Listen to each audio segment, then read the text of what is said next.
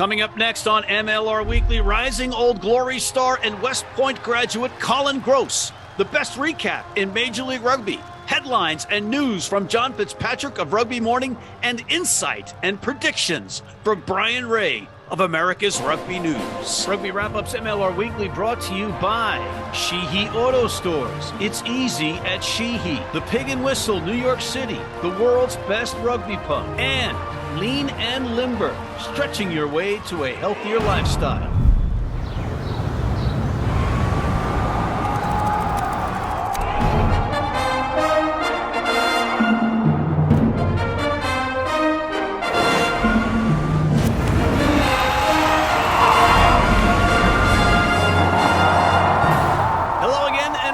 To MLR Weekly, as presented by Rugby Wrap-Up. Matt McCarthy in New York City. Thank you for joining us. Much appreciated. We have a great show.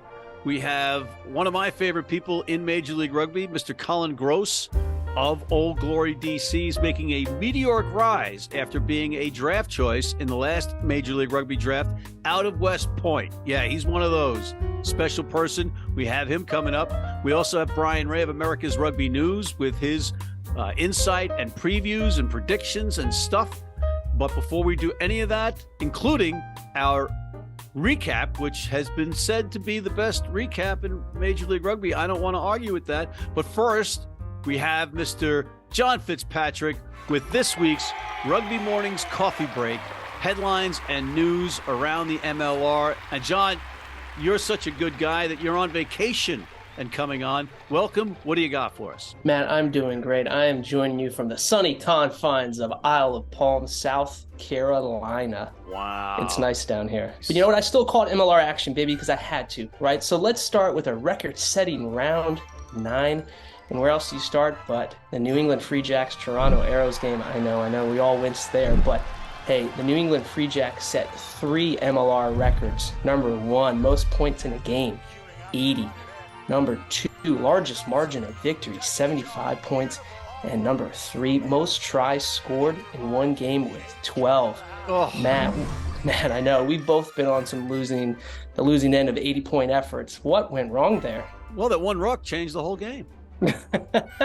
Next! Let's move on to player milestones. 2 more players joined the exclusive 50 MLR appearance club. Noel Goldhooker, Eric Howard became the 41st, and Seattle Seahawks hooker Peter Malcolm became the 42nd player to reach the mark. Matt, do you know who the 43rd player will be?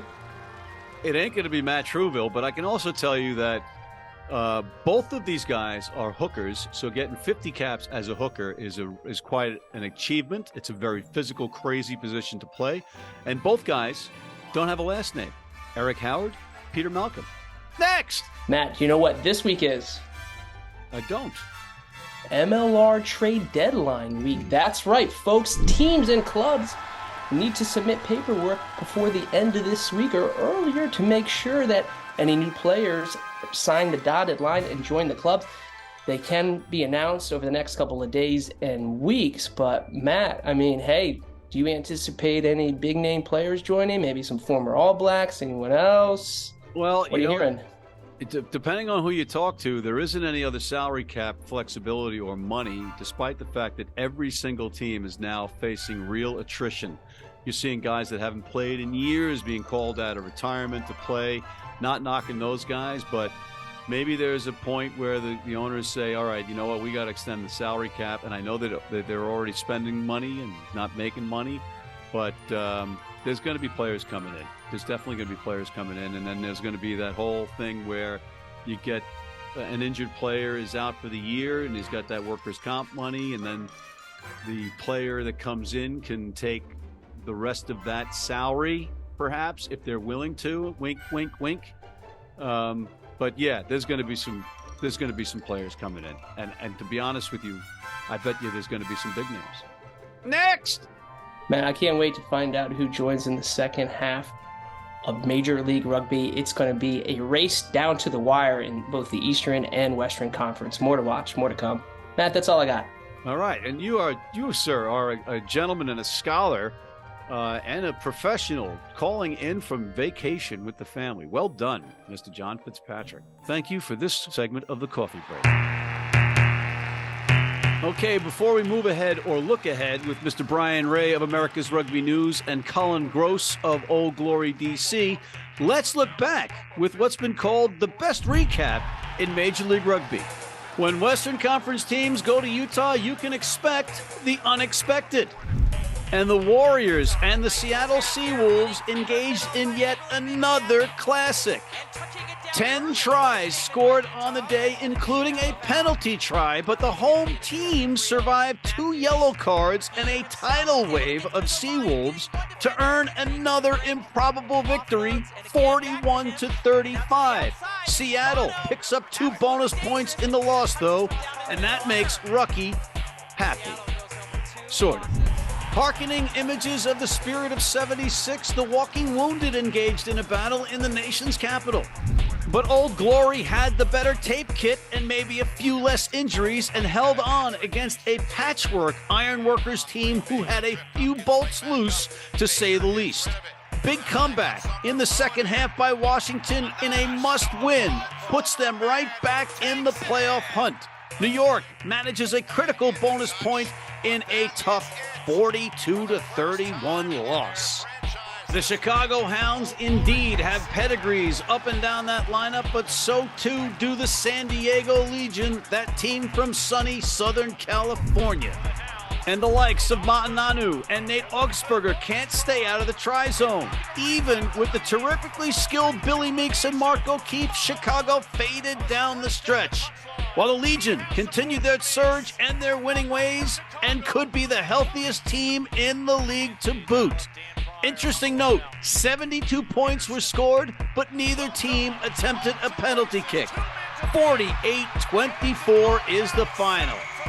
Down in the gold mine in New Orleans, Rugby ATL and NOLA hooked up in an Eastern Conference battle that many thought the home team would win. Atlanta had other ideas, however, as Biddle and Van Skolkwijk combined for 577 kicking meters. That's one you don't often see, folks. Will Leonard continues his stellar play, and Kurt Coleman comes back for the victorious visitors. 23-7 is the final as Atlanta gets 4 crucial points in the hotly contested Eastern Conference. NOLA gets 0 points. Up in Toronto, Canada, records were broken, and so were the arrows. Indeed, if you allow 10 tries to the visiting team at home, you're not going to win, especially if you throw in 2 yellow cards for the heck of it. The New England Free Jacks absolutely annihilated their rivals north of the border and added insult to injury by having their former hooker, Andrew Quattrin, account for 10 points on his own.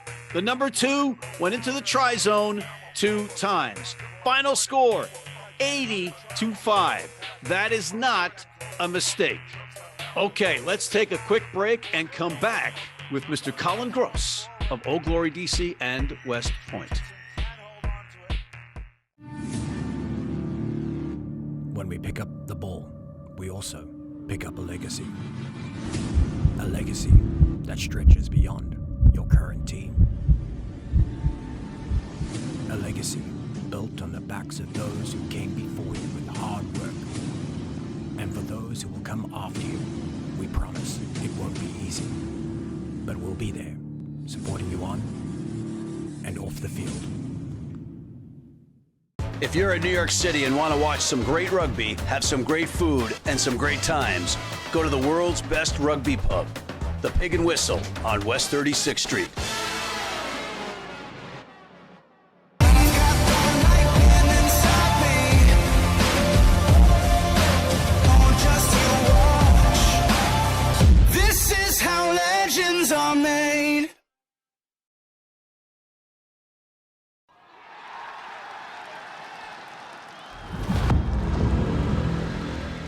All right, we are back, and we have the pleasure, and I mean honor, of welcoming in Collin Grosse, who is recently of West Point, an Army man, but he is playing for Old Glory DC. It doesn't get any more American than that, does it, Collin?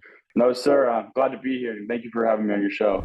All right, a little background for people at home that might not be familiar with you yet. You were the number 15 pick, I believe, in the recent MLR draft, and Yes, then sir. just went right to camp. Oh, no, you didn't, because you're in the Army. So talk us through how in the heck you were able to get the professional career going while you have that commitment hanging over your head for the Army. Yeah, so the Army currently has a pro sports policy in place for athletes out of the service academies to pursue a career in professional sports. So Koi Koi, my teammate, and I, we Koi decided we Nelligan. wanted. Yes, sir. Yes, sir. He's on Old Glory as well. So me and him decided that we wanted to pursue this professional rugby because we saw that the MLR was growing, and we decided that we weren't done playing rugby, and we wanted to see if we can make it at the next level. So it was a process that started in October of our senior year at West Point, and it went all the way from October to the day of our graduation.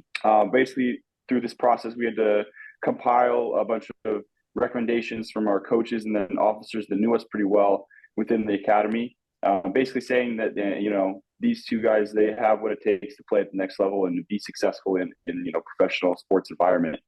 So it took a long time. Our packets had to get approved all the way up the chain of command to the superintendent of West Point, from the superintendent to all the way up to the Secretary of Defense, because he is in charge of, all the way up.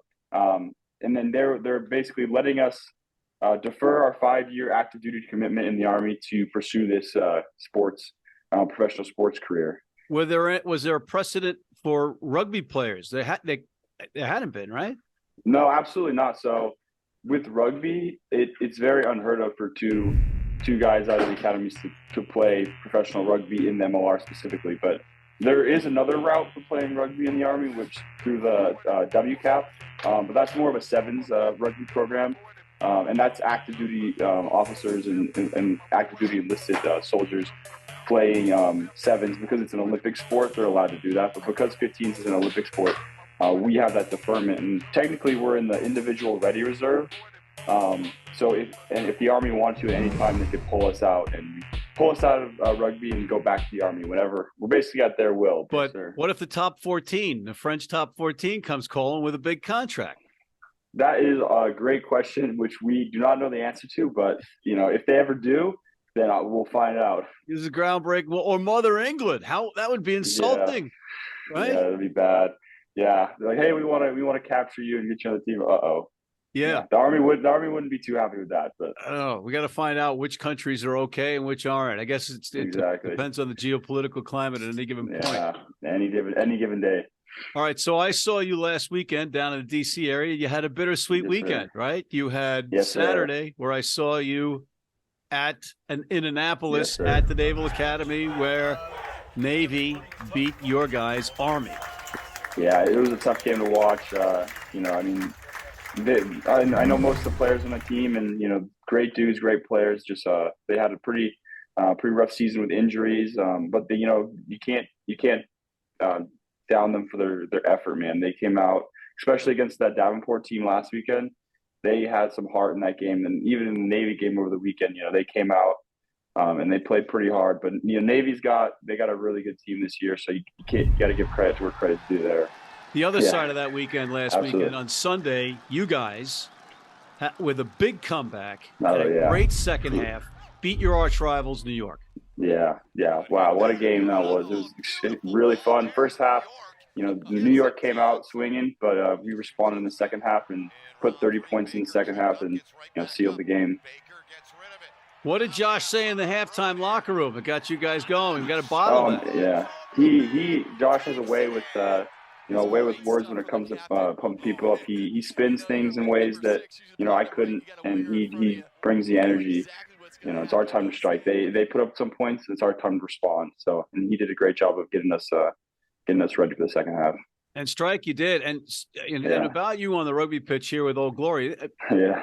You've had a meteoric rise in the. I guess so. What the heck are you doing? What are you eating? What are you doing? I mean, you're the perfect success story for this league. Yeah, I know. It's been a phenomenal season, and I would be remiss in saying that it wasn't all me, because there's been some injuries that have elevated me sadly for some of our players, but have been able to, sustain the playing time.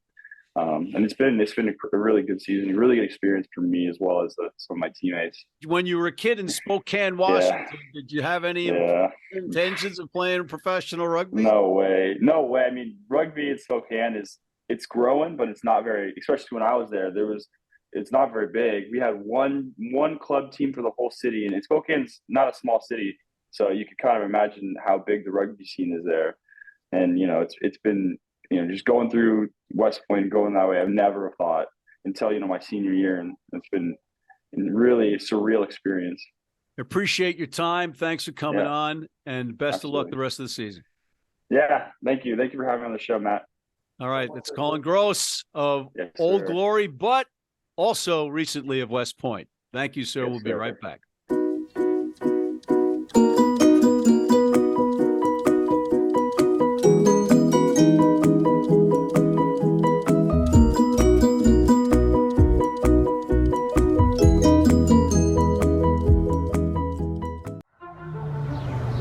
This is the Rugby Odds, where an unlikely pundit panel of a wordsmith, a WWE legend, a rugby star, and a supermodel scour the globe, seeking best bets and bad behavior.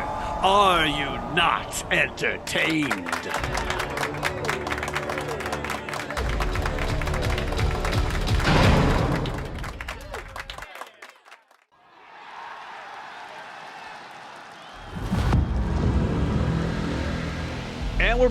And we're back with Mr. Bryan Somber Ray. Bryan, condolences to you and all of your extended Toronto Arrows family. Not a good weekend. Some might say the worst in MLR history for any team. Not really any excuses. Injuries are fine, but with the level of talent that was on that field, totally unacceptable result. And it was a shame because great crowd in Toronto. Sounds like everything else went well around the game. Game itself, complete and utter disaster. So here we are. What happened, Bryan? They got smashed, plain and simple. And yeah, I mean, players have to take a little bit of that in the chin, but I don't think when you have a result like that, the coach has any place to hide. They did not look prepared. Defense was just shambles. When your team's not committed like that, you have to look at the top.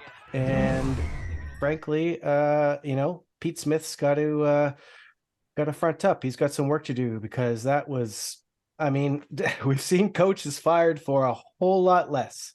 So, if he's still the coach for this weekend, he's got some work to do. Okay. All right, some strong words, but I love your studio. I love the background. I wish I was there to give you a hug. New England hosting Atlanta. Who are Rugby ATL? Who is Rugby ATL? I guess it depends on what side of the pond you're on, but what's going on? New England they're going to be gassed. I mean, you can't score that many tries and not be completely gassed. There's got to be hamstring problems, calf strains. It was a track meet. Yeah, it looked like a practice run at times. Let's be honest. I mean, they were scoring tries by fun, and I wish I could say for ATL's sake that ATL or the Free Jacks are going to be tired and not have much, but I don't think that's going to be the case. They're going to be at home. They're going to want to give their fans a show like they just put on, and look, ATL got one over on NOLA, who they've beaten every time they've played. They just seem to have some voodoo magic over them or something. But when I look at the two sides, I see, a team ATL, strong pack. Ruita Biddle in the back line is dangerous. Not the same level of threats that New England has all over the park at the moment. One team is fizzling. One is kind of just got off of a losing streak. I got to pick New England comfortably, and I don't really care what kind of lineup they put out. New England comfortably. Old Glory coming off a huge win versus arch rival New York. Now they're welcoming in Utah, coming off a huge win of their own. Yeah, huge for both teams. DC, I mean, how do you look at that win? Yeah, certainly Old Glory in that second half, especially pouring on 30 points. They really wanted that game more. You could tell that. How much do you put down to Old Glory stepping up and New York kind of crumbling? I don't know. And I guess we're going to find out real soon. Utah is absolutely smoking hot right now. Man, their attack is so lethal. I mean, it's just got finishers, and when you're worrying about Mono and Cruz out wide, then you've got Hodgson stepping up the middle, and then you've got Tyler Fisher, other giant centers coming at you. And Thomas Tuivasa, who isn't getting a lot of maybe talk this year, is quietly having a tremendous season for them. But I'm going to go with the Warriors in DC against, a game Old Glory, but doesn't quite have the tools, I don't think, to stop this rampant Utah side. I will say this: if it's a warm day with sun, the turf can get pretty hot in DC, and that might affect might affect Utah. But they do have that attack, that power. They have power, they have quickness and speed. So they're very fun to watch when they're firing on all cylinders.